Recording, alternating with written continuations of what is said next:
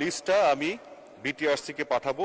সাংবাদিকতার পাশাপাশি অপসাংবাদিকতাও বাংলাদেশ ভরে গেছে।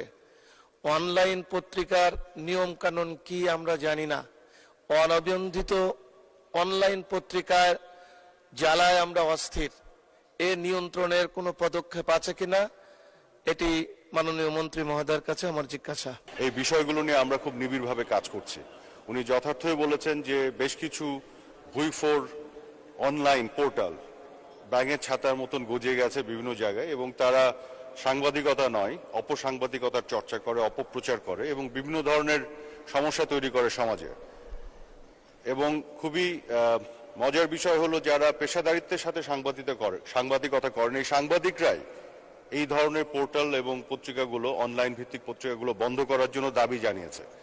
কারণ আমাদের সাংবাদিক বন্ধুরা বলেন যে এই ধরনের অপসাংবাদিকতার চর্চা যারা করেন তারা আসলে পেশাদার সাংবাদিকদের জন্য ক্ষতির কারণ হয়ে দাঁড়ান।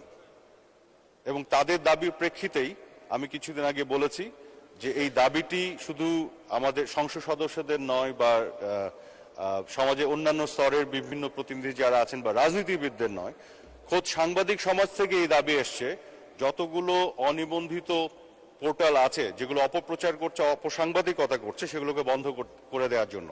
যে কারণে আমি কিছুদিন আগে একটি নির্দেশনা দিয়েছি যে একেবারে প্রতিষ্ঠিত গণমাধ্যম যেগুলো আছে, ইলেকট্রনিক মিডিয়া, প্রিন্ট মিডিয়া, তাদের যে নিবন্ধিত পোর্টাল আছে সেই পোর্টালগুলো এবং এর বাইরে যত পোর্টাল যেগুলো অ্যাপ্লিকেশন করেছে, প্রক্রিয়াধীন আছে, তার পুরো লিস্টটা আমি বিটিআরসি কে পাঠাবো।